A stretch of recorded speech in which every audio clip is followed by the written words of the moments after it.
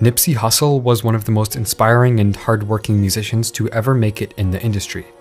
He overcame his origins as a gang member in inner-city Los Angeles to become a successful rapper and philanthropist, best known for his work ethic and community outreach.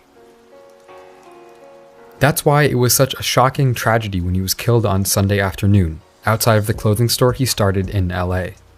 In this video, I'm going to look back at Nipsey's rise to success and the efforts he made to lift up his community throughout his career.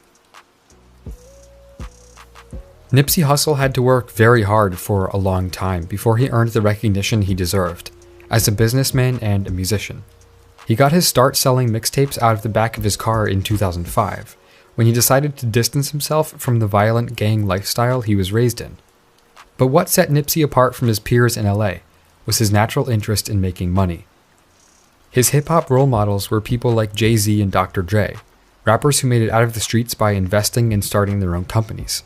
Nipsey spoke many times about how paying attention to the older musicians' business moves taught him how to make it out of the ghetto. Nipsey was well known for both the amount of mixtapes he released during his career and the way he marketed them. One of the most famous stories about his come-up in the industry involves the time he sold only 1,000 copies of his Crenshaw mixtape for the price of $100 each. Nipsey included with the mixtape a ticket to one of his shows, an autograph, and a chance to receive a phone call with him. He organized a pop-up shop in LA for the release day of the mixtape. It sold out quickly, and with a cost of 75 cents per unit to produce CDs, he effectively made 1,300% profit, not including the cost to record the mixtape. Jay-Z ended up buying 100 copies of the mixtape, paying $10,000 total. The project was ranked as one of the best of 2013, and it established Nipsey as a rapper simultaneously relatable yet larger than life. Nipsey would release many more mixtapes and continue growing his businesses before finally dropping his first studio album, Victory Lap, in 2018. The album featured artists like Kendrick Lamar and CeeLo Green, and it sold over 50,000 copies, reaching number 4 on the Billboard 200. Victory Lap was nominated for a Grammy for the Best Rap Album of 2018. In the meantime, Nipsey opened a successful clothing store in the same building he grew up hustling in front of. He and a business partner bought the entire property for over $1 million, and they were planning to revitalize it completely, with plans to build a 6-story residential facility on top of the commercial plaza. We recently opened up an inner-city co-work space in the vein of WeWork for local entrepreneurs. You know what I mean? And we got I think 8 entrepreneurs that all have products in the tech space that are in the building with us. And we also have a science, technology, engineering, and math center on the 2nd level for young kids to be able to get trained in the skill set that it takes to get into Silicon Valley. In 2018, he launched a STEM program in LA, with plans to open up a second one in Baltimore. He wanted to help lift up intelligent young kids who weren't being given access to resources that would help them flourish. Nipsey was involved in local arts programs as well, providing funding for projects like the LA art event Destination Crenshaw and the successful co-working space Vector 90. But no matter how hard he tried, in the end, the violence that he fought so hard to prevent would cost him his life. Nipsey Hussle was killed in front of his clothing store on Sunday, March 31st, 2019. He left behind his longtime girlfriend and a 2-year-old daughter. He was supposed to meet with the police force of LA the next day to discuss how to deal with violence among the youth. Nipsey Hussle leaves behind an incredible personal legacy of musicianship, philanthropy, activism, and personal development. He overcame every hurdle set up against him from the day he was born. He was a smart black man with an amazing work ethic and a desire to make things better for everyone, not just himself. Nipsey was a shining example of what a rapper could be. He had no enemies, and he tried his best to end the injustices that made his own life so hard.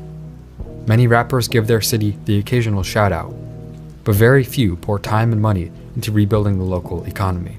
In times like these, it's important to remember that for every rapper killed in cold blood, there are tens of thousands of nameless, voiceless innocents who suffer the same fate. The problem is systemic. It can't be solved by individuals. Gun violence is so random, unpredictable, and dangerous. Nipsey's death is sobering.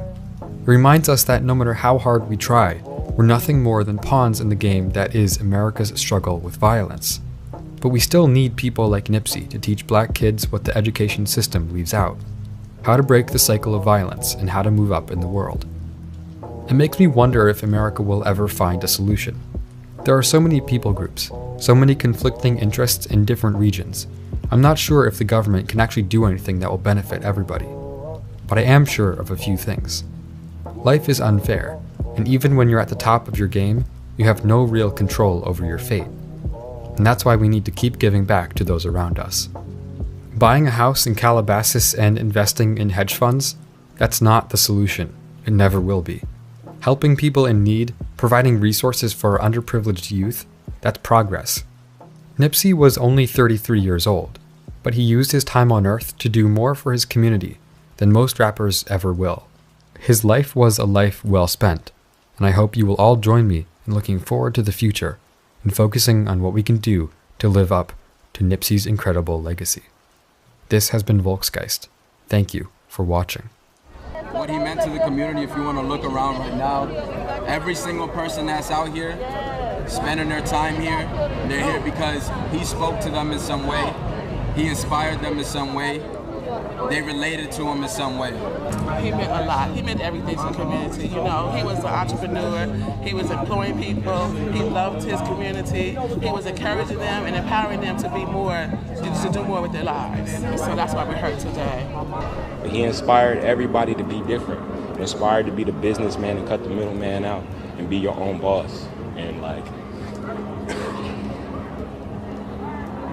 that's what hurts the most. This is not going to be a good outcome for our community. We have lost a legend. We have lost someone who has inspired others, who have came from the ground all the way to the top.